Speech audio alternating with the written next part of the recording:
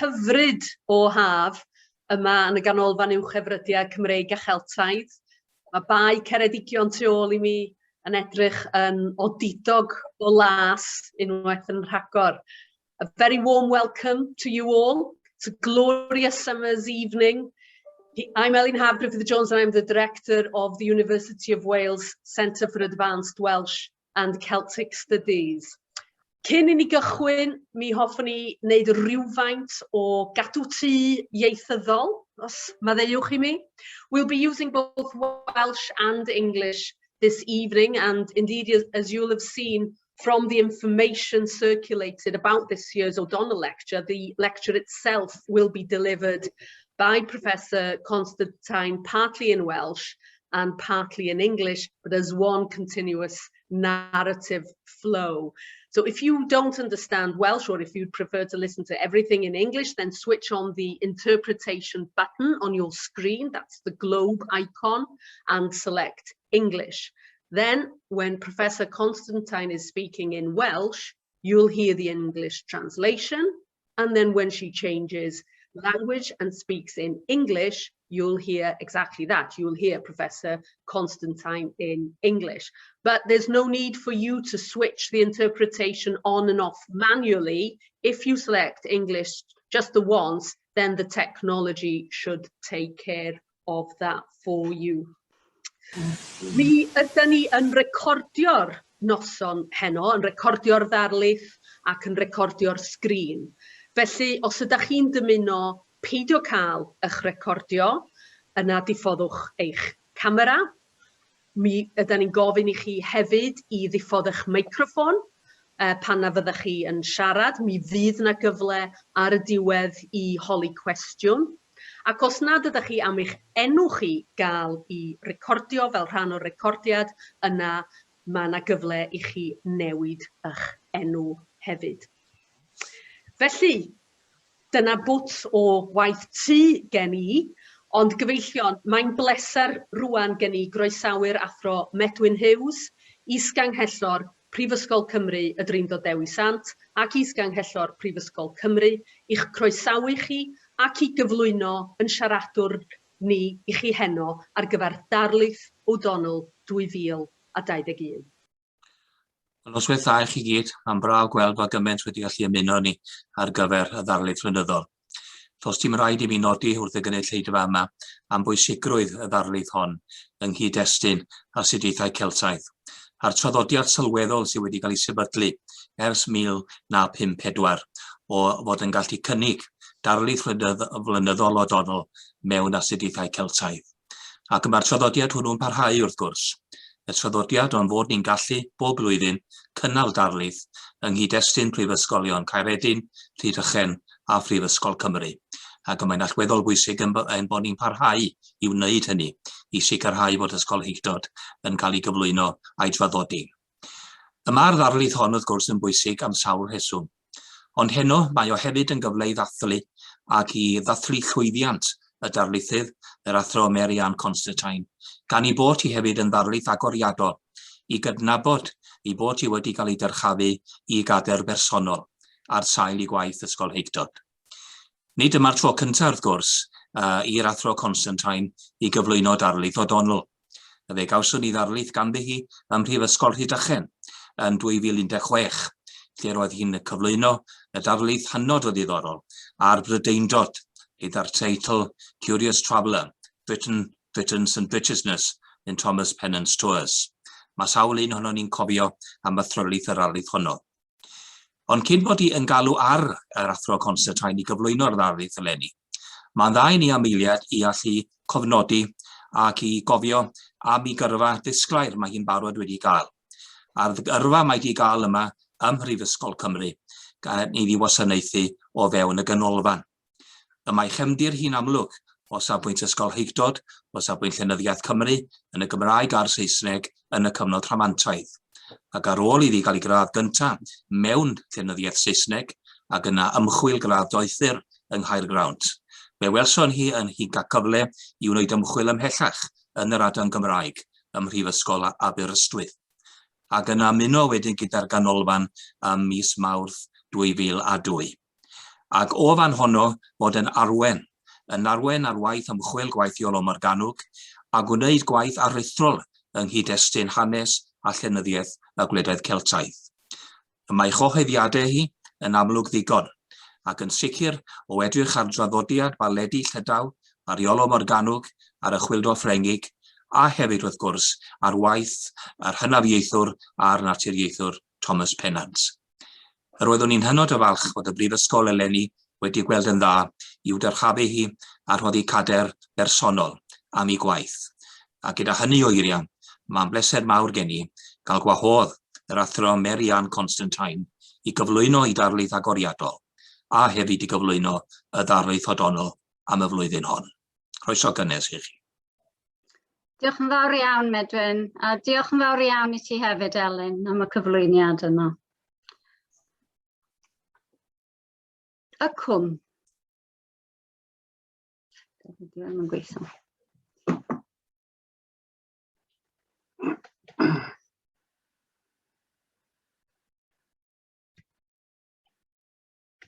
There we go. Rwy'n i weld rwan o hyd y fiwch a'r llo yn cilfachu dan y derw, a'r erw i'r wair. Rhai yn gwag swmera yn y gwair, llawr cwm oll ar ceia man llafurfawr, nawr yn arian, nawr yn air. Tithau'r, teithiwr, be weli di, heblaw dŵr. This is a paraphrase, not really a translation, because I know Tom Morris does not approve of being translated. I can still see it now, the cow and the calf half hidden under the oak, the bright green acre, idlers in the meadow all the way down the cwm, and those small, hard-to-work fields, now silver, now gold. You, traveller, what do you see, apart from water?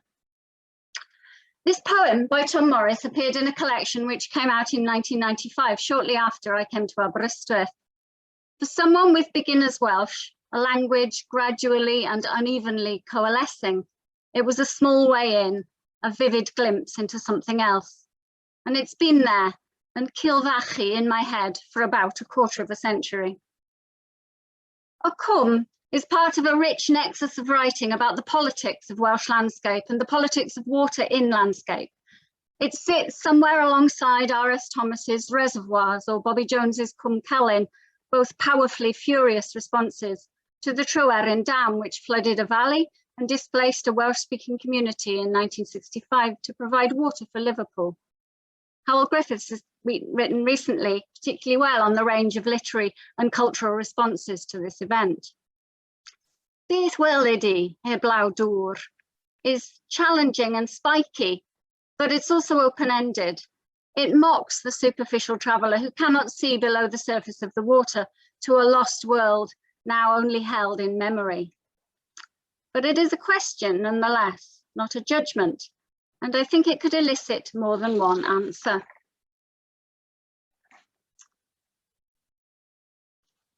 Rydw i wedi treulio peth amser dros y 5 mlynedd diwetha yng nghwmni difyr teithwyr i Gymru o'r ddeunawfed ganrif.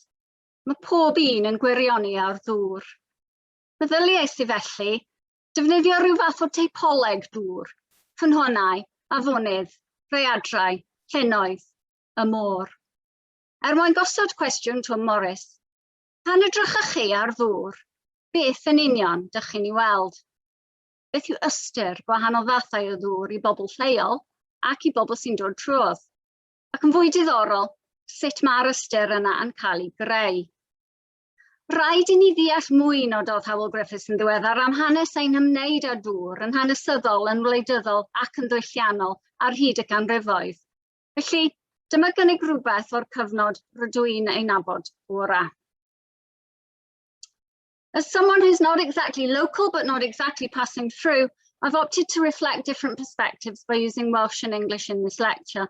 I'm grateful to Elin Haf Griffith-Jones and Angharad Elias for encouraging me to do this, and to George Jones for providing simultaneous translation into English.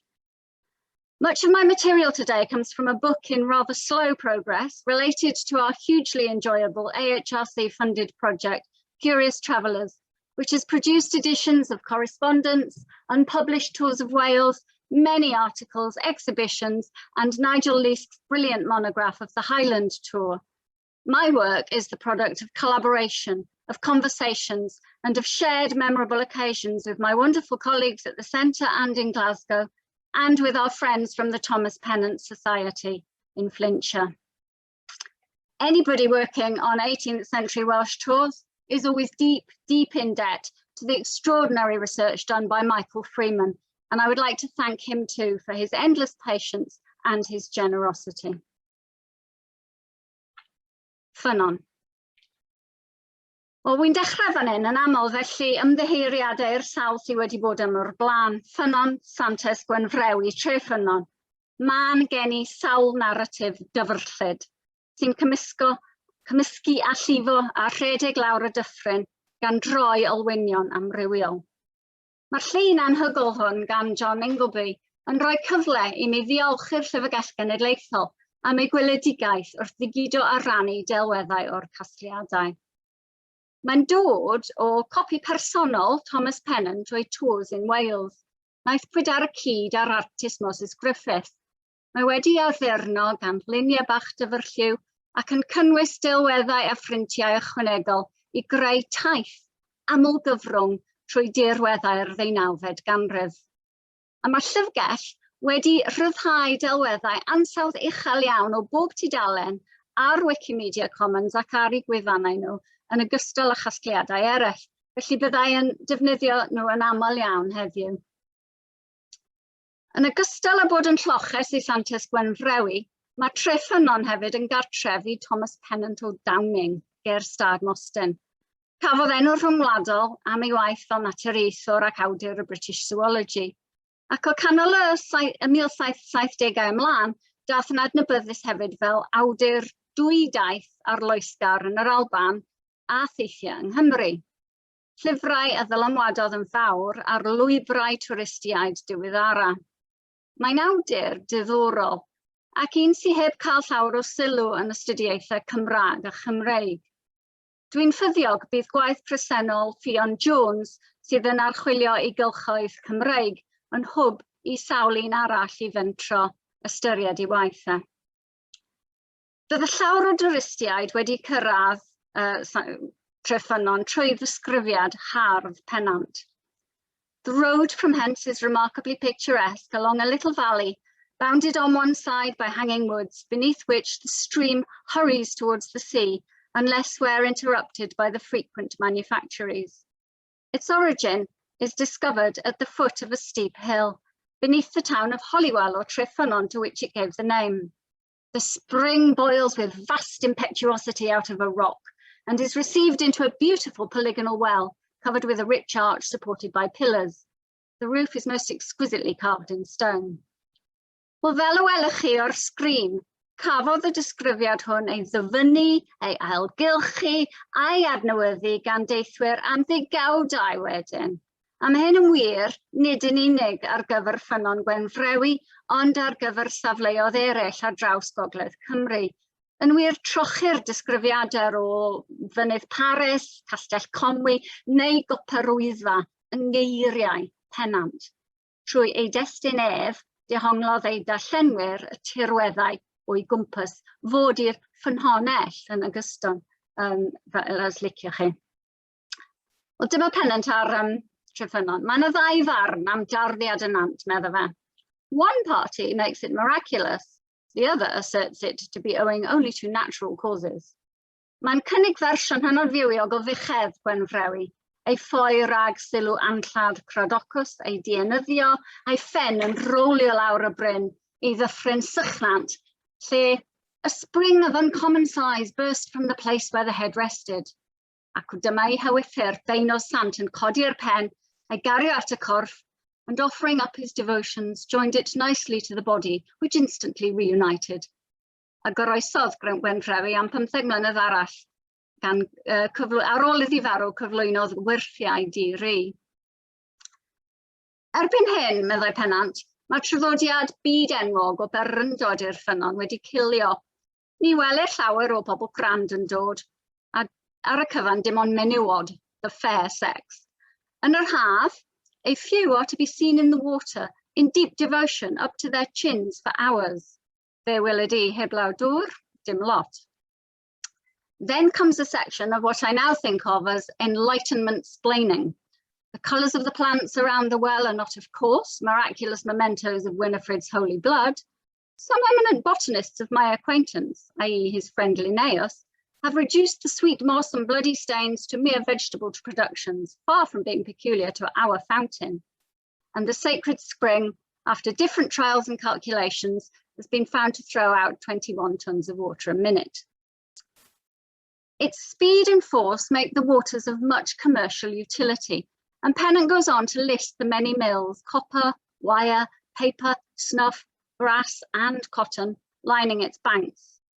And this contrast between a dark, superstitious past and an enlightened present is made much more explicit by later commentators, who say, happily, the spring has been made subservient to much wiser and more important purposes than the superstitious uses to which it was formerly dedicated. So what were those wiser, more important purposes? In a later work, Pennant discusses the productions of the great copper companies, led by that useful and active character, Thomas Williams, the Copper King, who is remembered today for his ruthlessly profitable exploitation of the copper mines at Paris Mountain in Anglesey and his vigorously anti-abolitionist stance. Elsewhere, Pennant writes forcefully against the barbarity of the slave trade, but here his account of Holywell copper goods produced for Africa, America, and most other markets is unsettling, evoking a vision of a thriving society of Africans busily engaged in salt making and panning for gold and delighting in the ornaments sent across the sea from the Greenfields mills. The interpretation panels in today's Greenfield Valley are much more explicit about the atrocities which link the production of these copper trinkets to the trade in African slaves, who would be exchanged in the Americas for raw cotton bales, which might end up being milled in the new buildings powered by the Holywell stream. The well continues to attract visitors and pilgrims, and the Greenfield factories are now themselves beautifully picturesque ruins, a tourist attraction. The ethical distaste displayed by many 18th century Protestant tourists for the popery of the well and its grubby form of local capitalism is now transmuted to a 21st century ethical distaste for the even grubbier global capitalism of the Industrial Revolution and shame at the brutal roots of our modern consumerism. That entire complex narrative is encapsulated in this one image. And there's a character here who's been bothering me. I have in the past tentatively suggested that this man begging at the side of the well represents a broken black body. Now, since then, I've found a differently coloured version of the same print in which the beggar is not black. So we cannot know for certain what the artist's intention was, maybe not. But I think perhaps we see him there because he should be there at the very heart of the spring, a reminder of what happens further downstream. Afonydd. So the Holywell stream is a sprint from source to sea, all over in no time.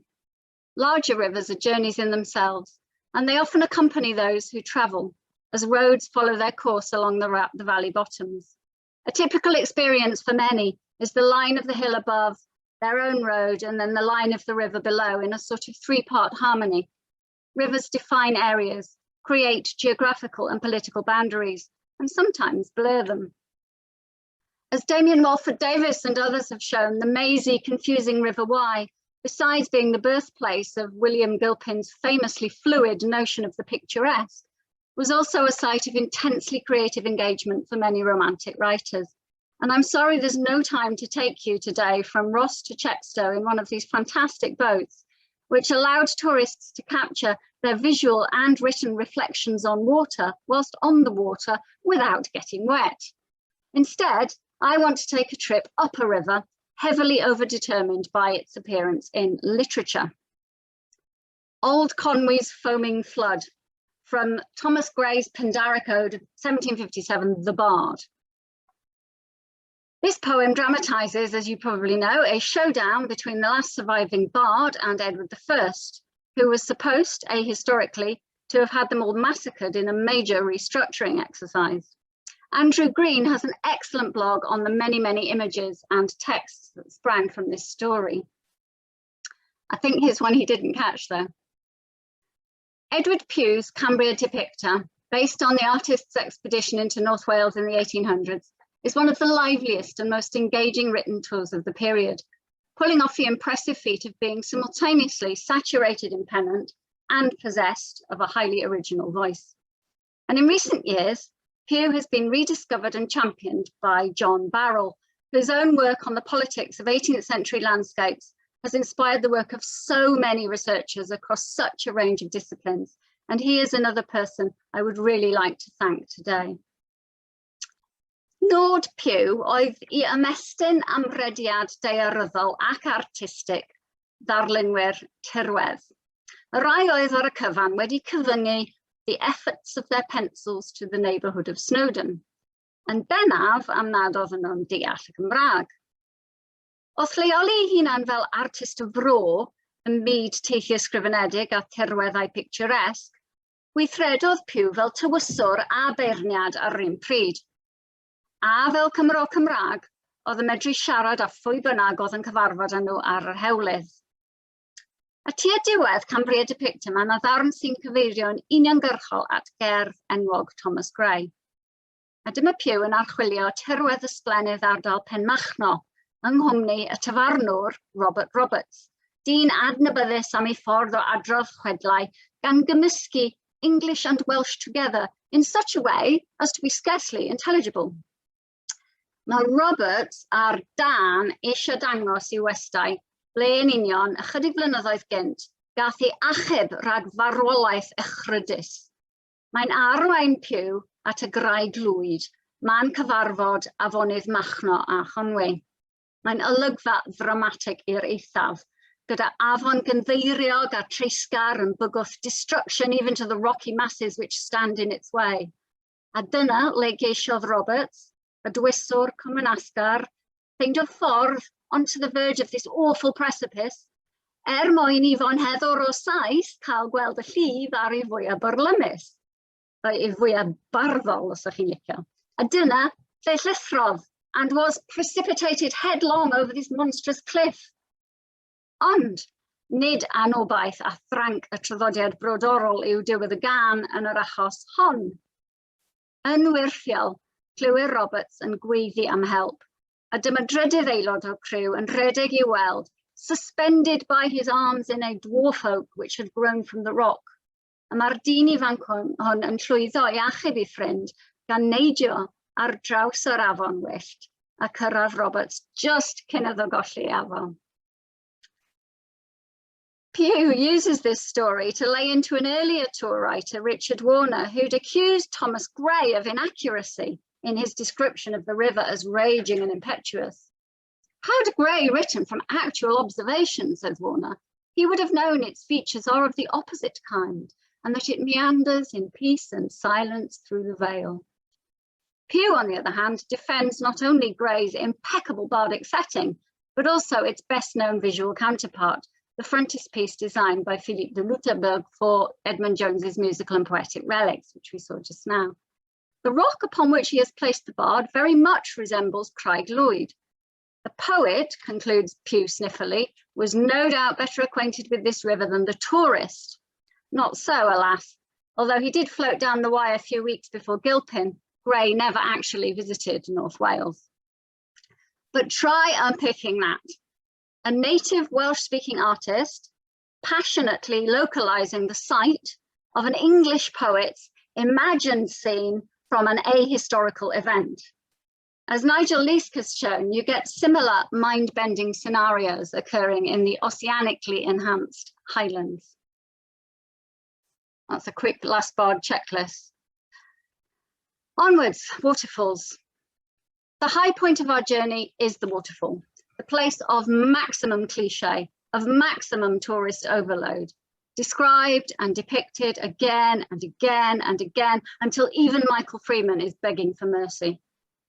Waterfalls are sites of huge aesthetic expectation, sometimes thwarted and sometimes enhanced by the mutable realities of accessibility and weather. When Lord Lyttelton travelled from his estate at Hagley to North Wales in 1755, he sought out Castell Rhaeadrau, the highest waterfall in Wales, only to find that it did not answer his expectations, that it was too spouty, not sufficiently scattered. Upon the whole, he noted, and one assumes languidly, it gave me but little pleasure. It's like the tallest waterfall in Wales. The novelist Thomas Love Peacock nicely spoofed the landowner with a passion for the picturesque in his novel Headlong Hall.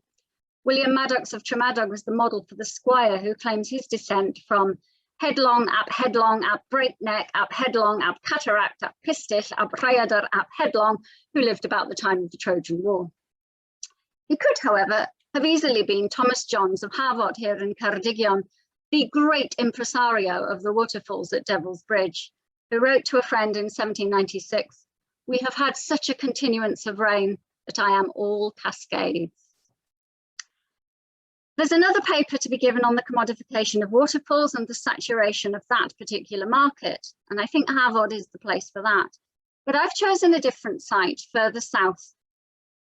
Michael Faraday's tour of South Wales in 1819 brings to its descriptions of waterfalls of the Upper Neath Valley the same precision and fine eye for detail as it does to accounts of poling copper or roasting ore in the ironworks downstream.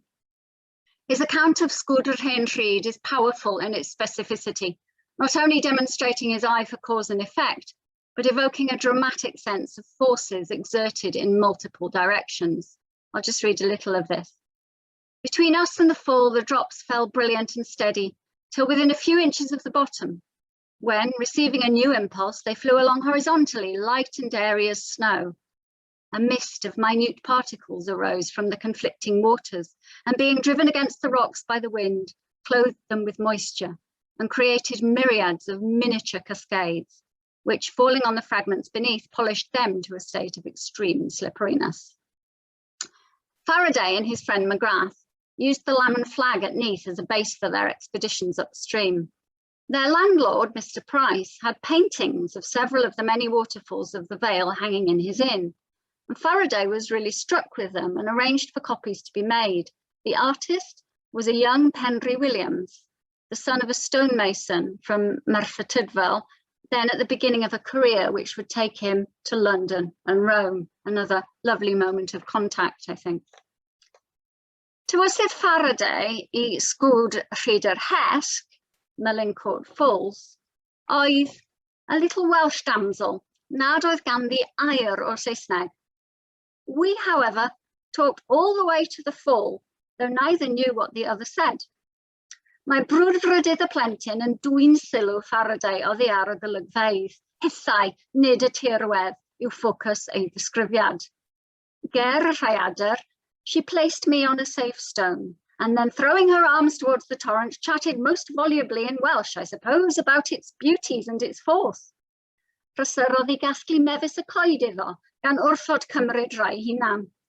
Ac wrth iddo geisio edrych I lawr yr afon, she, perceiving my intention, waded to a stone she was too little to jump to, and then pointed out where I might, with safety, put my foot.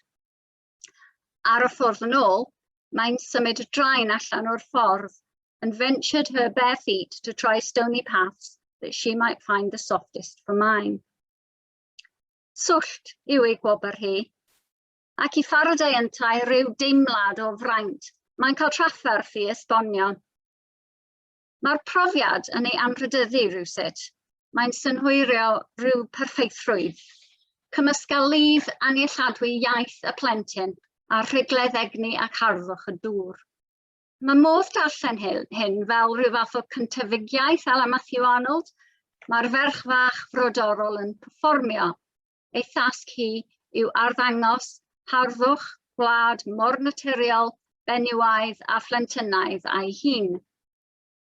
Dim ond fersiwn Faraday sydd gyda ni wrth gwrs, a felly mae'n amhosib dweud ei fod hi'n rhoi llais go iawn i'r Little Welsh Damsel. Ac eto, dwi'n gyndyn iawn i'w ddarllen fel na. Nid yw Faraday beth mae Theophilus Jones yn ei alw yn mosquito tourist, a nid yw'r ferch fach hon wedi arfer cael yr ôl breintiedig o dywysydd. Felly, I mi unwaith eto mae'n teimlo fel moment o cysylltiad. Yn sicr, gallen ni weld hyn fel moment arwyddocaol mewn twf diwydiant newydd, twristiaid, bydd yn y pen draw yn dod i rhagflaenu ar y diwydiannau trwm i lawr y dyffryn. Mewn sawl ffordd, daw Cymru i ddibynnu ar ei rhaeadrau i yrru olwynion masnach. Daw'r llun hwn hefyd o drysordy Llyfrgell Genedlaethol, o gasgliad o ddarluniau a dyfrlliwiau nath yr artist Thomas Rowlandson yn ystod taith yn 1797. Teithiodd Rowlandson yng nghwmni artist arall, Henry Wigstead, a gyhoeddodd hwnnw ddisgrifiad o'r taith 3 blynedd wedyn. Gwawgluniwr, caricaturist, oedd Wigstead, fel Rowlandson ei hun, a mae'n bosib mae dyna llun ohono fe. A falle bod hynny yn esbonio os nad yw yn esgusodi ei agwedd at y Cymru, neu falle bod hynny yn ganlyniad i nosweithiau digwsg yn sgil yfed cwrw lleol. Ar ôl iddyn nhw cael gafel ar cwch a rhwyfwyr by signs, for English is not understood here, dyma Wigstead yn myfyrio am y wlad a'i phobl. The people here are really almost in a state of simple nature. The value of money is scarcely known. They pay the rent of their premises in cattle generally, which they breed on their land. Flesh is scarcely ever tasted by them. And except when visitors leave behind remnants of wine, ale, etc., milk is the principal beverage that passes their lips. They are remarkably observant of any decorations worn by ladies, such as beads, laces, and feathers, which strengthened my opinion of their similitude with the Otaheitans. These they admire and handle with a sort of rudeness bordering on savage manners, likely to raise alarm in the breast of the fair wearer. Ac ymlaen, ac ymlaen. Yn fras, tydyn nhw ddim yn siarad Saesneg, dyn nhw ddim yn deall arian, maen nhw'n byw ar laeth a tatw, maen nhw'n dwlu ar pethau lliwgar sgleiniog, a dyn nhw wir ddim yn deall etiquette. Llynnoedd Llanberis ar draws lens trefedigaethol, beware of the natives. But layer this description over the picture from the Rowlandson collection, the differences are striking. The picture certainly does not look like an attempt to exoticize. And in fact, as an image, it fits rather better with a description written 2 years later by the Birmingham-based novelist Catherine Hutton, who writes a detailed account of a boat trip with her father across the lakes to the tiny settlement of Nant Peris. They were rowed by a Richard Williams and his wife from Cwmaglaw. Hutton, who knows her pennant inside out, is reminded of the Amazon Marga Dapivan, who used to wrestle and hunt on these mountains and fiddle and row on these lakes. She captures beautifully the sense of shifting perspectives, and she's alert to everything that happens both on the water and around the water's edge. In 2 different hollows are cottages, with each a tree or 2 and a small spot of green. One of these is a farm, for which the tenant used to pay 30 shillings a year. But Ashton Smith, Esquire, his landlord, has raised his rent to £5, and it is said the man will be ruined.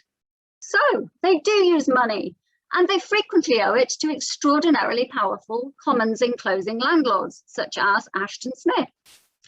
Hutton also inquires about the farming of sheep and goats on the slopes, the slate quarry with its small horse-drawn carts, the copper mines and machinery.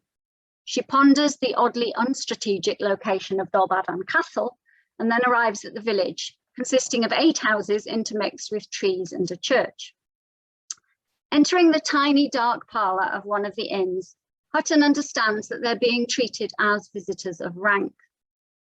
The good woman of the house repeated the word welcome, spread a tablecloth, brought a jug of cwrw out of an adjoining pantry, for cellar she had none, showed us butter and bread and brown bread, and by the boatman our interpreter offered us eggs. We declined her civility, though we paid her for it, having brought wine and cold provisions of our own. Again, this encounter with the locals could be interpreted as civilization meeting and rejecting something primitive they had clearly stocked up in Waitrose. It's just that typically for Hutton, the active verbs of giving, sharing, offering, and hence the civility are all very much on the Welsh side, and their rejection of it is awkward, The word civility crops up again as Hutton reflects on their boatman. We were much pleased with Richard Williams, our rower. He speaks English, a rare qualification, and we found him very civil and intelligent. His civility was of the true Welsh sort and would be better understood by the term kindness. Seeing me look ill, he offered me something that the gentleman had left with him. That something, I dare say, was brandy, a treasure he could not possibly replace. Now you can feel Hutton here, a contemporary of Jane Austen and with a similar eye for social nuances, struggling to explain quite what it is that's going on. Out on the lake, the usual rules of social engagement across gender and class do not quite fit. I find kindness an absolutely intriguing word in this context. It carries notes of generosity, of straightforwardness, of almost equality. Williams is civil, not servile. Once again, this seems to nicely invert Wigstead's account. Well, yes, indeed, they do get left alcohol by wealthy tourists, but the gesture of kindness, the act of offering, Catherine has a fever at the time, is quite in the other direction. Blwyddyn yn ddiweddarach, dychwelodd yr Huttons I Gaernarfon ac i'r llynnoedd, a dysgodd Catherine gyda thristwch am farwolaeth Richard Williams. Clywodd hefyd newyddion difyr am y dyfarnwraig oedd wedi colli gŵr ac ailbriodi hen gariad o fewn y flwyddyn. Mae diddordeb Hutton mewn pobl eraill yn caniatáu I ni cael cipolwg ar fywydau'r sawl sy'n gweithio yn hytrach na hamddenau ar y dŵr. Mae Richard Williams yn ymddangos yn y cofnodion fel un o 4 gweithiwr annibynnol a dalwyd gan gwmni llechi Dinorwig am waith rhwng 1787 a 1789. Hynny yw, twristiaid a diwydiant yn chlwm unwaith eto, yr un cwch cadarn yn gwasanaethu'r ddau. Mae hefyd yn bosib gweithio allan mae Tyn Llan, Nant Peris, bellach y Feinol Arms, oedd tafarn y Huttons. Symudodd y tafarnwr John Closs o Sir y Fflint I weithio I gwmni mwyngloddio Llanberis, diwydiant a twristiaeth eto. Elin Griffith I ail wraig oedd y dyfarnwraig groesawgar felly. Arosodd Thomas Pennant gyda John Closs, a rwy'n cymryd bod Norman Closs, Cymdeithas Thomas Pennant, yn perthyn rhywsut iddo fe, cyn dringo'r Wyddfa yn y 1770au. Ac un stori fach trist, yn ystod y geia yn 1815, bu farw wyr iddo, John Closs arall, crwt bach 7 mlwydd oed, yn trial cerdded adre I Nant Peris dros y mynyddoedd yn yr oerfel. Lluniodd Dafydd Ddir yr englyn hwn. Oerfel yn ochol fi'n achos, I angau llym ungol ymddangos, mantell niwl mewn tywyll nos, a dychryniad dechrau nos. Inescapable cold was the reason death came, a harsh agony, a cloak of mist in the dark, the terror of night falling. Local landscapes are overwritten by local stories of love, of loss, of grief. That most tourists glide over the surface of these unwittingly does not make them all heartless or ignorant, although of course some of them are. But some bring their own grief with them. And I'm especially interested in exploring moments where these different worlds, where class, gender, language and culture snag, intersect, connect, or perform a kind of near miss. Ac yn olaf. In 1806, Richard Colthall published this print, 6 tiny but distinctive figures arranged in 2 groups, standing on the sands of Mae'r, dwarfed by rising mountains. That central group of 4 in the brighter sunlit patch is made up of 2 figures on horseback with lumpy panniers, a woman in a Welsh hat and a younger girl. To the left in the shadow are 2 walkers. The riders and the man with the walking stick could perhaps be tourists making the low tide crossing between Mae'r and Arfon across the wide and treacherous flats in more experienced company. The journey spared travellers the wait for a ferry or the laborious circumvention of 2 estuaries along the rough and bad hill road. Nevertheless, the routes across Traethbach and Mae'r were, as Hoare noted, very dangerous without a proper guide, as they abound in quicksands which shift continually with the spring tides. These six figures are painfully small and evoke the fragility of the human in relation to an eternal landscape of sweeping vertical and horizontal plains. But perhaps even stranger is the realization that they're standing in a place which will soon be underwater. When it re-emerges in approximately, but not exactly 12 hours, it will be into different light and weather, and it will have been subtly changed by the action of the sea. 5 years after this print was published, the Great Embankment, now better known as the Cobb, reclaimed a large part of the estuary, utterly transforming the area and ensuring a swift and safe passage onto Caernarfon and Bangor, or to the busy port of Porthdinllaen on the Llyn Peninsula.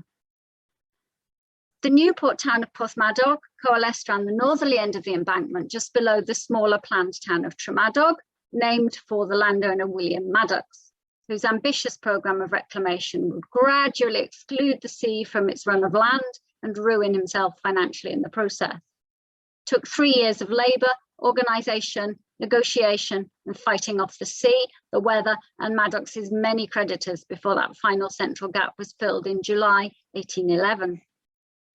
Now, Tremadog is known in studies of Romanticism as one of the many temporary abodes of the poet Percy Bysshe Shelley, who stayed there with his first wife Harriet in 1812-13. It also inspired the location and many details of Thomas Love Peacock's Headlong Hall. But another literary connection was Thomas Edwards, also known as Twm o'r Nant, a mason, carpenter, poet and dramatist who had worked on the Maddox family estate at Llyn near Wrexham and come over to Tremadog to help. He was close to 70 by then, well known throughout Wales as a writer of antalwtiau, comedic, moralistic and satirical pieces. Maddox held him in high regard, commissioning a portrait and asking him to speak at the grand opening of Peniel Chapel. Cyfansoddodd Twm o'r Nant gyfres o englynion yn canmol Maddox am hyrwyddo rhinweddau dinesig ac economaidd, gwnaeth dref, gwir gartref ar ŵr draeth. He built a town, a true home on the edge of the beach. Mae'n darlunio yn fywiog y dirwedd, harf ac ynhyrchiol, fydd yn ymddangos yn sgil un o'r ddwy sir, deffri yn ddyffryn ffrwythlaeth lan, coed ac idau, waking or reviving as a fruitful valley of wood and corn. A mae'n dystellu mewn pennill uchelgais anhygol am maint y prosiect, rhyfedd a rhyfedd rhyfaith, fyth adrodd, fath hydrym o'r chestwaith, hynodwych gyfnewidwaith ar yrfa penmorfa maith, the very approximate translation underneath. Rhyfedd, hynod, gorchest, iaith wyrth a rhyfeddod yn dathlu buddugoliaethau, adeiladwaith modern a chynyddiant economaidd. A mae'r cyfnewidwaith, y gwaith mawr trawsnewidiol, hefyd yn gyfnewidiaeth, rhywbeth chwyldroadol a dramatig, yn adlewyrchu beth sydd yn digwydd i'r tirwedd, a mae'n hynod o waith. Mae newid yn un sy'n codi hiraeth ar adroddwr Headlong Hall wrth iddo gofio a scene which the admirers of the magnificence of nature will ever remember with regret, whatever consolation may be derived from the probable utility of the works, which have excluded the waters from their ancient receptacle. The mountain frame remains unchanged, unchangeable, but the liquid mirror it enclosed is gone. Bu farw Twm o'r Nant cyn i'r morglawdd cael ei orffen ym Medi 1811. Ni welodd chwaith ddigwyddiadau cythryblus y flwyddyn canlynol, pan dorwyd y clawdd yn ystod storm fawr, a streiciodd y gweithwyr oedd wedi dod mewn I trwsio. Caiwyd y bwlch ym mis Mehefin, a pan cyrraeddodd y Shelleys rai wythnosau wedyn, gwelon nhw ar y dechrau yn geiriau Jeremy Davies, a sight of utopian possibility and visionary inspiration. Ond yn fuan, ymddangosodd y busnes o dadleoli y môr, mwy fel gweithred, balchder a hubris Maddox ei hun. Fel dwedodd Harriet Shelley, to please his stupid vanity and to celebrate his name. And now we have for a fine, bold sea where there used to be nothing but a sandy marsh, uncultivated and ugly to the view. By creating a pastoral agricultural space which should by rights be underwater, Maddox's embankment came inevitably to summon the legend of Cantre Gwaelod, the cantref of the deep. The Welsh legend of the sea breaching an unattended dike, drowning a city and vast tracts of farmland, can be traced back to early medieval texts and draws on the trope of flood as punishment for hubris. The story and its characters gained a new lease of life in Thomas Love Peacock's novel, The Misfortunes of Elphin, which centres on the image of utopia destroyed, of peaceful and productive land overwhelmed. In Peacock's hands, the vividly imagined crumbling infrastructure of King Gwyddno's seawall becomes a critique of the British state's disregard for the population at large and the stupidity and self-interest of those in power. Prince Seithenyn ap Seithyn Seiddi held the office of Arglwydd Gorwarcheidwad yr Argae Brenhinol, which signifies in English, Lord High Commissioner of Royal Embankment, and he executed it as a personage so denominated might be expected to do. He drank the profits, left the embankment to his deputies, who left it to the assistants, who left it to itself. You'll be glad to know there's a new edition on its way. Rising sea levels, political incompetence, this truly is a text for our times. Cantra'r gwaelod a Thryweryn yw'r ddwy narratif fawr Gymreig am gymunedau wedi dadleoli gan ddŵr, a hynny oherwydd penderfyniadau a naethpwyd gan bobl mewn pŵer. Dydyn nhw ddim yr un stori, nag yn wir yr un math o stori, ac eto maent yn siarad â'i gilydd ar draws y canrifoedd, ag a straeon tebyg, cyfoes neu chwedlonol ledled y byd. A falle debyg iawn i gyda cerdd hon a drafodwyd gan Liz Edwards rai wythnosau nôl, mae harwyddocad y naratifau yma. Mae harwyddocad cenedlaethol yn gallu dychryn rhywun, fel bod yr ystyr rhywsut yn rhy gyfarwydd, mae bod yr ystyr wedi gerfio mewn marmor rhywsut. Ac eto mae'r ddwy yn parhau i sbardino ymatebion bywiog a chreadigol mewn ffuglen, barddoniaeth, drama, chwedlau a celf. Ac wrth i'r dŵr mawr llwyd godi o'n gwmpas, dwi'n siŵr daw rhagor. Be weledi heb law dŵr?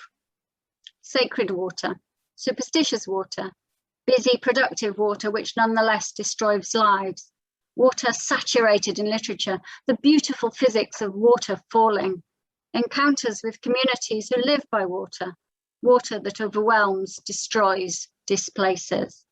And we haven't even got to rain and mist, canals and aqueducts, treacherous bogs, and all those nauseous crossings over the Irish Sea. Another time. In the summer of 1805, Thomas Johns, he of the Cascades at Hafod, wrote to a friend, Aberystwyth has literally overflowed. People have been forced to sleep in carriages. Tourists themselves are often described hydrographically. They come in waves, they flood in, they inundate. A year of coronavirus has weirdly literalized an undercurrent of disquiet at what such influxes might bring. And yet, for economies built on tourism, they also represent a surge of tidal energy, which locals ride in energetic and productive bursts. Much could still be done to unpick the knot of contradictions at the heart of tourism as a practice. And I think in a Welsh context, to explore further those moments of collision, those near misses between languages and cultures, or the intertwined relationship of tourism with the growth of heavy industry, particularly mining. This is a wonderful field of study that we could explore further. I think the 18th century is no bad place to start. To finish, my friend Peter Stevenson, a collector of stories, says that if you look into a pond or lake and see only yourself reflected back, you aren't looking properly. You should see all the other people who have been there too. One way of summoning those people for my period, I think, would be to create an elegant 18th century version of TripAdvisor, linked multimedia, digital editions of tours, using all the wonderful images that are now coming online thanks to institutions like the National Library of Wales. It's now become much easier to compare text and image and bring those two things together. The Curious Travellers team would actually like to start with Pennant's Tours of North Wales and cluster historical information around those culturally significant sites.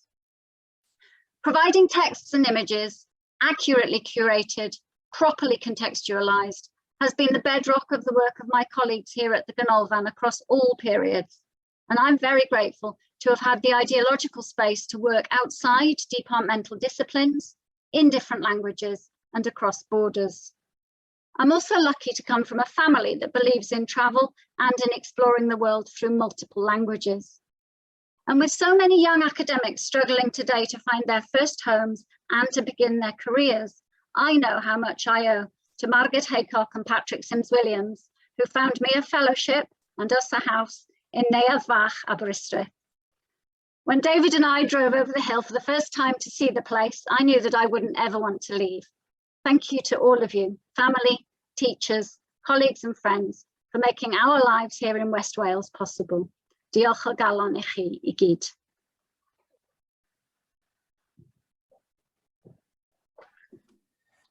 Diolch yn fawr iawn I ti, Mary-Ann, am ddarlith odidog. Mae'r niferoedd sydd wedi dod I wrando heno yn sylweddol iawn. Da ni bron iawn â chyrraedd y 100.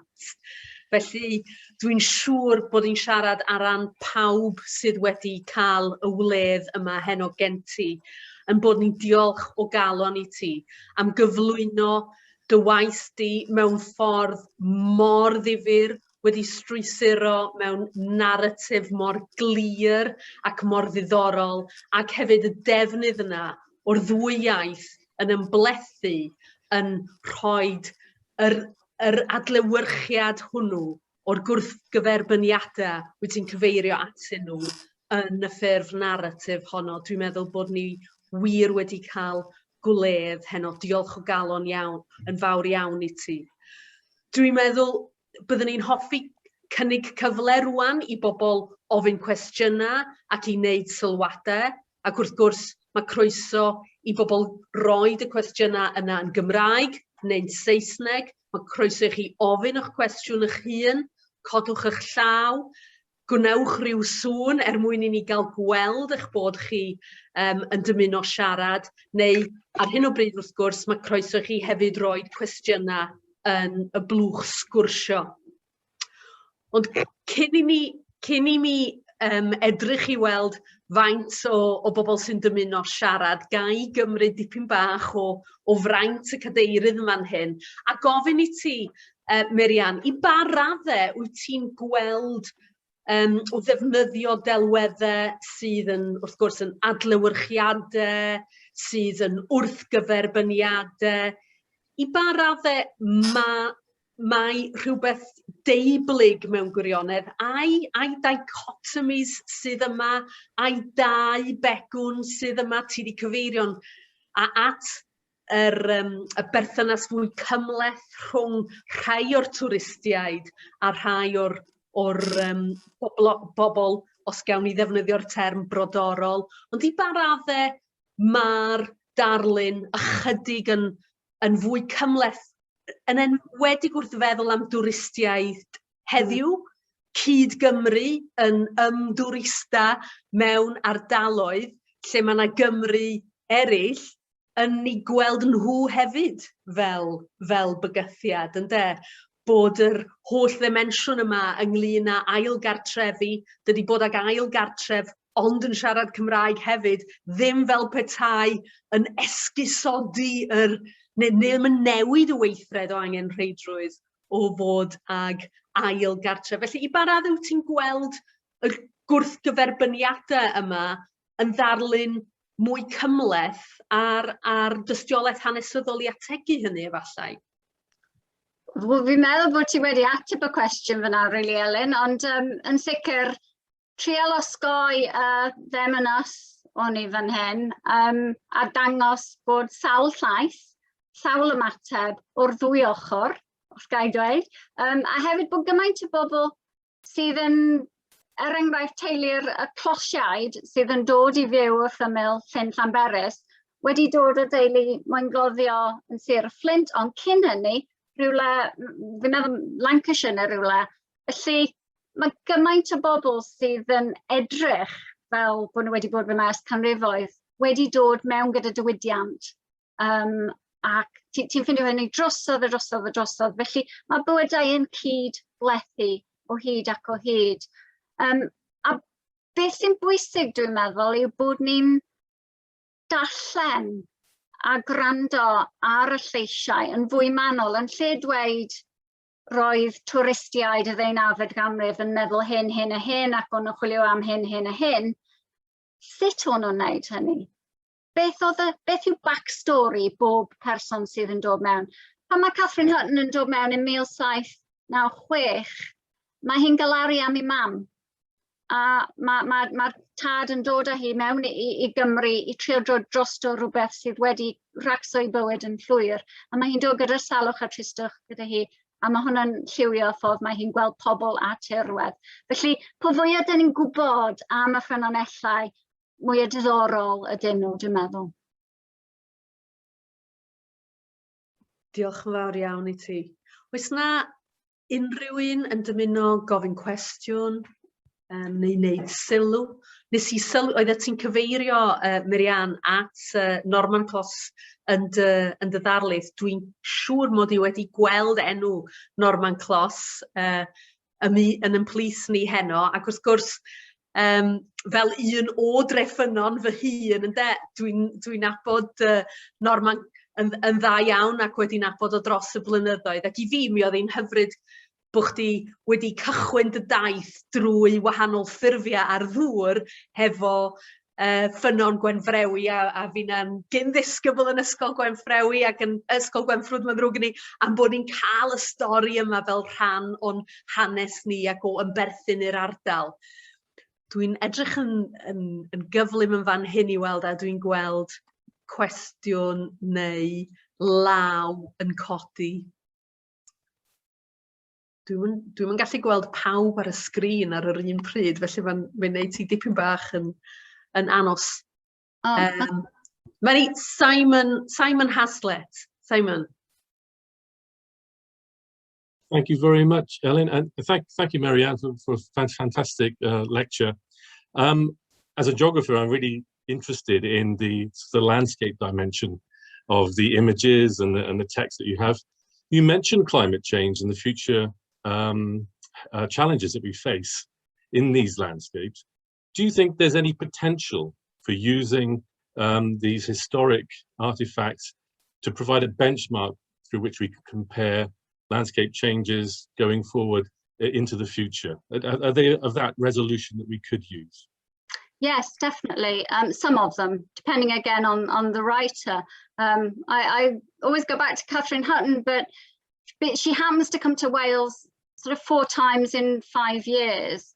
And there's the difference between her coming down the Conwy Valley in 1799 in a massive storm which trashes Llanrwst Bridge. Iolo Morgannwg says a set of pretty milkmaids were swept into the Menai during this storm. Luckily, they were all saved. But she actually describes trying to cross rivers that are in spate. And then a year later, there's a drought and the crops are ruined. And so you can do micro patterning of the same place at different times. And this is something very close to my heart. I would love to be able to click on something and find out who is knocking around in Llanberis in July 1799. Turner comes through, right? The Huttons are there. Do they have a drink in the same place? Do they cross? And then what perceptions are they having of weather and the rest of it? So yes, there's that side of it. On the other side of it, and I see that Peter Bishop is here, he will tell you that no landscape artist is going to be a totally accurate representative of landscape in its natural state. So you can't use it unthinkingly, but the more information you have and the more you can layer image and text and voice, I think the closer you get to a kind of cluster that historians can use. Because I get fed up hearing people say, well, X thought in 1781 that this and this was true. But when you dig down, you find out that it wasn't X that said it, it was somebody else, and that he'd borrowed it from somebody else. So the fact that they're all quoting Pennant the whole time as well means that it's not first-hand witnesses. But yeah, excellent question, Simon, and yeah, nice to see you. Yeah, thanks, Mary-Ann. Bill. Diolch yn fawr iawn. Mae yna gwestiynau'n dod drwy'r chat. Na i wahodd Gareth Hughes i ddechrau. Os Gareth, ydych chi'n dymuno gofyn eich cwestiwn chi?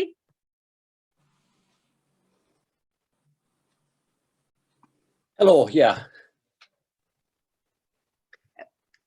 Clatsiwch i bant, fel maen nhw'n dweud. Diolch yn fawr. Helo, Mary-Ann. Just gofyn ydw i ynglyn â'r syniad, oedd y twf yma yn y twristiaeth yn y cyfnod rhamantaidd, oedd o'n cydredag efo'r twf yn yr ymerodraeth Prydeinig? Ac os oedd yr un agweddau yn cael ei dangos? Wel, da ni wedi gweld hynny raddau, yndyn ni, yn y dyfyniad gan Wigstead, sydd hefyd efallai yn caricature, and mae'n playing to the masses fyna tipyn bach, dwi'n meddwl. Wrth gwrs, mae popeth yn clwm, yntydi, ond beth o'n i'n trial dweud gyda stori ffynon Gwenfrewi yw bod Cymru ar Cymru yn clwm wrth y perth hefyd, a nhw sy'n cynhyrchu y copor, Thomas Williams ac yn y blaen, a pennant gyda shares mewn rhyw un o'r mlynau na. Felly, unwaith eto, mae'n darlun fwy cymleth. Ydy, mae'n mynd gyda twf ymerodraeth ac twf y fasnach byd eang hefyd. A ia, mae hwn yn gwestiwn da iawn, ond dwi'n meddwl unwaith eto bod chi'n gallu defnyddio testunau teithwyr i cael enghreifftiau penodol o pethau felly. Diolch yn fawr. Diolch yn fawr. Diolch yn fawr iawn i chi, Gareth. Nigel, would you like to ask your question now, please? Yes, thanks, Ellen, and thanks, Mary-Ann, so much. It's a wonderful, wonderful lecture. I really enjoyed it. It's so illuminating, and I really appreciated the dual linguistic approach. I think it was fantastic. I don't have Welsh, unfortunately, but I think it really brought a new perspective to bear on the whole issue.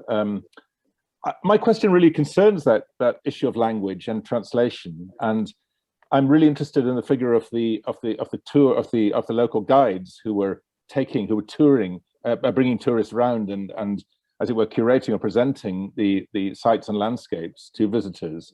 And often these would by definition be bilingual, people who spoke both Welsh and English. Just like in my own work in the Highlands and the Gaeltacht, they would speak Gaelic and English, which most of the inhabitants wouldn't. I'm just interested in how that perspective, that crossing of language barriers, changed the way in which, or challenged the way in which tourists who didn't have Welsh might have come to the landscape and to the places that they were visiting. Could you reflect on that a bit? It's a wonderful question, and I know that with Finola we're all trying to think about it in different contexts in the Gaeltacht and in Ireland as well. There's been a lot of work done on specific guides. We're learning more and more all the time through work by people like Michael Freeman of who these individuals are and what their jobs were. But I think the encounter between Faraday and the little girl in the Neath Valley gives you a sense of how the role of translator and of the person who shows the land to other people is a very local thing as well, that families are probably training their kids up to be guides, to get the shillings, to go and see the local waterfall. So it's happening at a micro level. And then you get these bigger, more dramatic figures who do Cadair Idris and Snowdon, and they're the ones who kind of go down in the tourist narratives and become names, and you get to learn a little bit about them there. I think there's also what Edward Pugh was trying to do, as John Barrell has shown us, by kind of opening out trying to give people a bit more confidence to move off the main roads where people in the pubs and inns would speak both languages into places where they might not speak the language, but they would have peer with them as the native guide. So many different ways that language interacts. And I suppose the other thing that I always think about in sort of traveling through Wales is if you have the language, then place names and place features are transparent, because so many place names in Wales describe geological or geomorphic features, hills, dyffryn, and the rest of it. So that if you learn a place name and you know a little bit about what those words mean, then things start to come alive a bit more. So that's something else I'm very interested in. The travellers that make the effort to understand the place names as geographic features. Thank you. Diddorol iawn. Diolch yn fawr iawn, Nigel, am y cwestiwn hwnnw ag am yr drafodaeth, Mary-Ann. Mae'n hynod ddiddorol. Oes yna ragor o gwestiynau neu sylwadau gan unrhyw un? Hazel. Ardderchog, Darlith wefreiddiol. Ac o'n i'n hoffi'r dyfyniad cyntaf, beth weli di heblaw dŵr, Twm Morris. Ac mi wnaethoch chi hefyd gyfeirio reservoirs gan Aris Thomas.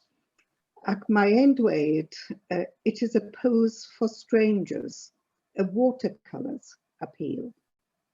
A'r cwestiwn hoffwn i ofyn i chi lamu o'r ddeunawfed ganrif i'r hyn sydd gyda ni nawr, oherwydd mae dŵr yn yr eighteenth ganrif wedi dod yn emblem i ni o Gymreigdod. Yng nghyd-destun teithwyr, os unrhyw beth wedi newid yn eich barn chi? Wel, yn diddorol iawn, pan wi wedi torri allan tudalennau o sgwrs fan hyn, o'n i eisiau mynd mewn i'r cwestiwn, beth yw'r gwahaniaeth rhwng rhywbeth fel Cantref Gwaelod sydd ar gael i bobl yn y ddeunawfed ganrif fel narratif, a Tryweryn sydd ddim, wrth gwrs. A mae yna gwleidyddio wedi digwydd yn does yn ystod y dwy ganrif, yn ystod y ganrif na. A dwi'n meddwl fel ymchwilwyr, mae'n amhosib dad wneud hynny. Felly, dych chi wastad yn darllen nôl trwy y narratif fodern pan dych chi'n trin a trafod testunau o'r gorffennol, ond mae cyd-destunolion holl bwysig fyna. Mae'n gwestiwn sydd yn gallu mynd mewn sawl cyfeiriad hefyd, ond o'n i'n edrych ar pan o'n i'n edrych am llunio o Llyn Celyn, ti'n gweld rhyw sylwadau o'r TripAdvisor yn gweud, lovely place for a picnic. So you kind of, tourist. So mae narratif yn parhau mewn ffordd. Ac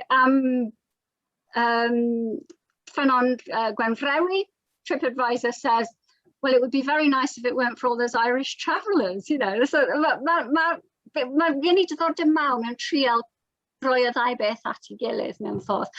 Hawl Griffiths yw'r boi i ddarllen ar hyn, wrth gwrs. Mae wedi dechrau ymwneud â sut ydyn ni'n medru darllen y barddoniaeth y cyfnod a pa agweddau sy'n mynd mewn iddo fe. Ie, yn sicr. So, mae hwn yn rhywbeth hoffwn ni'n gwneud llawer mwy amdano fe. Diolch, Hazel.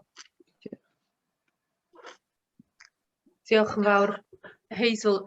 Ac wrth gwrs mae dŵr, fel mae Hazel yn nodi, mae dŵr yn symbolaidd yn dranc, yn dydi, yn dranc ac yn gorchfygu, ond wrth gwrs mae dŵr ar yr un pryd hefyd yn cael ei weld fel golyd yr unfed ganrif ar 20 yn ogystal a elfen o olyd ar gyfer yr 20fed ganrif, a mae hynna'n neud y ddelwedd o gymryd y dŵr fel petai gymaint yn fwy pwerus, yn dydi. Mae yna ragor o gwestiynau gynnon ni yn codi hefyd. Gai droi ddechrau at Alex Wolf. Would you like to ask your question, Alex? Diolch yn fawr, Efin. Diolch yn fawr, Mary-Ann. What I was wondering was following up really on Nigel's question. how had the bilingual guides become bilingual? Are these people who'd maybe served in the army or something and had lived outside of Wales for a long time? In which case, might they have been, in a way, might they have had ideas about what English intellectuals might want to know? And this is something that anthropologists in the modern world often encounter, that their intermediates are people who have perhaps been away to university or worked in a big city. So I just wonder whether we have any idea about whether these people were people who had lived outside of the local region for some extensive length of time, or do we just not know enough about them? Michael Freeman might be able to give us more specific examples, but I would go back to the business of people who've worked in different industries and are often very able to move around. So, you know, mining and the rest of it. Yeah, I think people who've had jobs that involved moving from one place to another might then come back and bring that knowledge with them. So certainly people who'd been in the militia and the navy and the rest of it would be able to. I know that in Scotland there's a huge number of people who returned from colonial service of one sort or another. So although we think of these places as being, you know, the wilds, many of the crofters are paying their pensions, as Andrew McKillop has shown, or they're paying their rents from East India Company pensions and things. And they're not quite as authentic as perhaps some of the tourists think. Yeah, absolutely. Heather's got a very funny story. Heather Williams, my colleague, who's worked on European travellers to Wales, about somebody who's on his way to Ireland and passing through and thinking of Wales as a space sort of completely free of politics. And of course, the guy he meets in the pub says, well, so what's Napoleon up to now then? Following the news at every level. Edward Pugh is fantastic for that. He'll give you encounters with people on the road who are singing songs about current events, you know, and about the war and the rest of it. So that sense of how networked in everybody is, I think. Yeah. One needs to put the amazing work done by Welsh local historians up against the work, the more theorized work on travel writing, and bring those two things together. I think that's what I would really, really like to see more of. Yeah, and the TripAdvisor idea was a really good idea, as several people have said in the chat. That would be a fantastic resource, I think. Yeah. Well, thanks very much. Nice to see you, Alex. Diolch yn fawr iawn, Alex. Robin,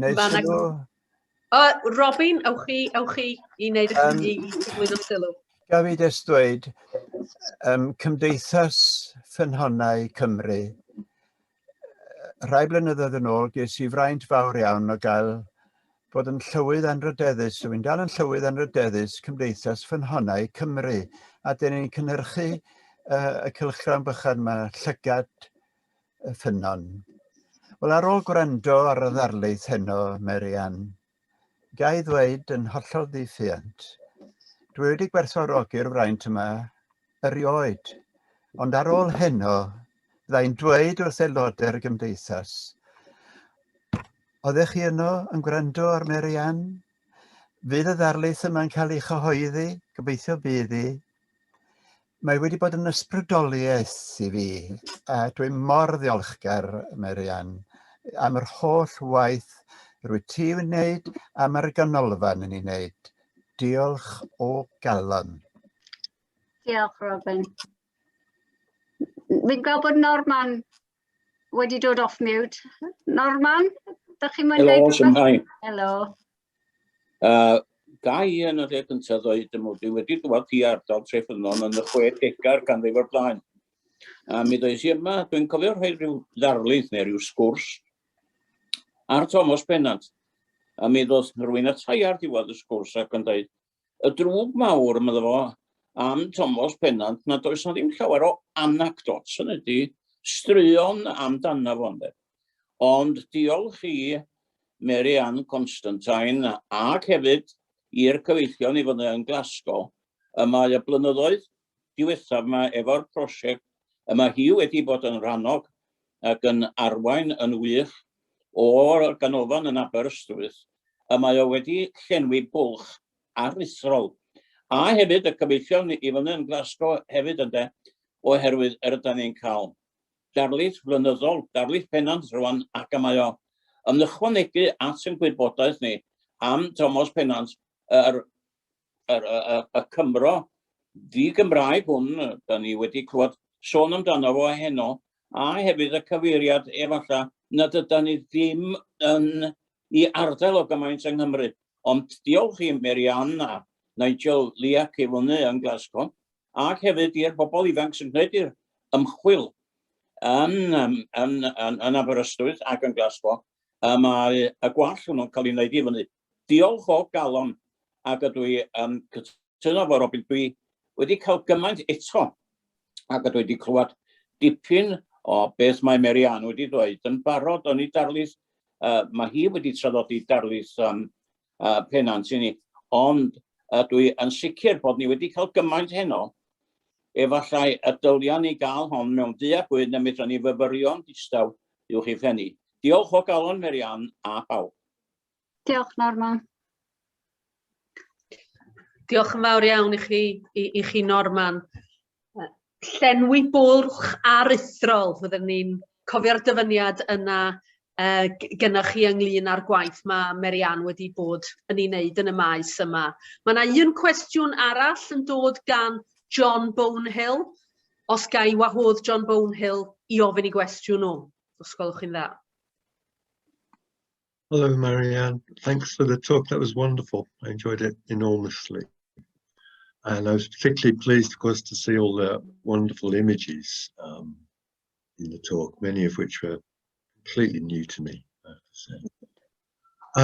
I had a question about travellers going off track, as it were, away from the kind of more conventional tourist routes, and whether they head off, as it were, into those kind of less picturesque places. I think of counties like Radnorshire, for instance, which has this, reputation at the time of being particularly unattractive, and whether travellers head that way. Be careful, we have people from Radnorshire in the audience. I know, I was wary as I was talking. I'm talking at the time.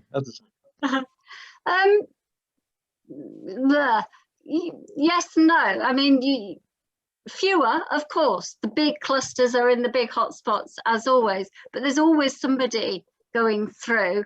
The absolute gift of a tour, if you can call it a tour, is Iolo Morgannwg walking from London to Glamorgan via Radnorshire, and writing in a little diary what happens to him every day. And this is not a pictures one, I'm afraid, for you, John, but it's an astonishing account of a man absolutely on the edge of everything. He's deeply distressed, he's deeply anxious, and he's writing in this little pocketbook and describing the things that are happening. But that's very good on Radnorshire. Wonderful, wonderful piece. And we're hoping to publish that on the Curious Travellers website at some point. But yes, you can always find something. And I think this is where, again, the more we link up with local history societies, with the local societies who do such amazing work in Wales. Whenever I go somewhere to do a talk, I am always utterly humbled by how much people tell me at the end, and it's so useful and so interesting. And there's always something that you didn't know. You didn't know about. So sketches, sometimes people that you don't expect, like naturalists or antiquarians might be doing little sketches of landscape, or somebody's diary might have a sketch of a landscape. So I think there's still plenty more out there, and I think there'll be lots to discover en route. And I would love to talk to you about the Thomas Rowlandson drawings at some point, because I gather that's a complete minefield. They are. Yeah, they're fabulous. Thank you. Oes na unrhyw un arall yn dymuno gwneud sylw neu ofyn cwestiwn, a newch chi ympresynoli rywsut neu gilydd, rhoi arwydd I ni o'ch bwriad chi wneud hynny.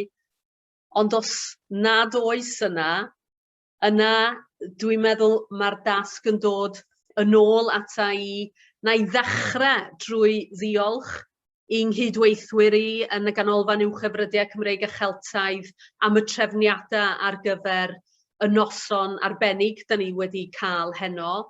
Na i ddiolch yn arbennig iawn hefyd un cyfieithydd ni, Dr George Jones, sydd wedi hwyluso gymaint ar yr arbrawf yma o fedru cyflwyno yn rhannol yn y Gymraeg ac yn rhannol yn Saesneg a defnyddio'r ddwy iaith mewn un llif naratif. Gai ddiolch yn fawr iawn i'r Athro Medwyn Hughes am ei gefnogaeth i ni bob amser yma yn y ganolfan uwchhyfrydiau Cymreig a Cheltaidd. Ond wrth gwrs, mae'n diolch pennaf ni i gyd i'r Athro Mary-Ann Constantine, sydd wedi'n tywys ni mor hiawdl yn y ddwy iaith, o Dreffynon i Gwmnedd, ar draws ffurfiau gwahanol o ddŵr sydd yn y tirwedd hwnnw. Ac wedi gwneud hynny, a chodi dim ond cwr y llen dwi'n teimlo ar hyd a lled i hysgol heictod hi, ac hefyd yn dangos gymaint o barch sydd ganddi hi i bob mathau o ffurf o gyfathrebu'r ysgol heictod hwnnw, bob mathau o ffynonella ar gyfer ei hymchwil, yr arloesi mae wedi gwneud y maes cyfathrebu digidol o ddod â chymunedau o wahanol fathau o ymchwil at ei gilydd gan bwysleisio'r haneswyr lleol ag ati. Ac yn bennaf oll i ddiolch iddi hi am ei harweiniad yma hi wedi rhoi i ysgolheigion ar hyd yr amser mae hi wedi bod yn gweithio, a'r gofal arbennig sydd ganddi hi dros y cenedlaethau nesaf o bobl sy'n ymchwilio yn y meysydd hynny sydd wedi tanio i gwaith hi dros gymaint o amser. Dwi'n siŵr eich bod chi gyd hefyd yn ymlawenhau hefo fi hefyd o fod Mary-Ann Constantine bellach yn perthyn ar gader bersonol fel cydnabyddiaeth o'i ysgolheictod hi yn y maes arbennig yma. Gai ddiolch yn fawr iawn i Mary-Ann am y ddarlith sydd wedi ysbrydoli cymaint ohonon ni heno, ac dymuno'n dda i bawb ar ddiwedd noson mor arbennig, heulog, braf a ninna wedi cael goleuni dysg. Diolch yn fawr iawn i chi. Diolch Ellen. Diolch yn fawr pawb. Diolch i chi gyd am ddod.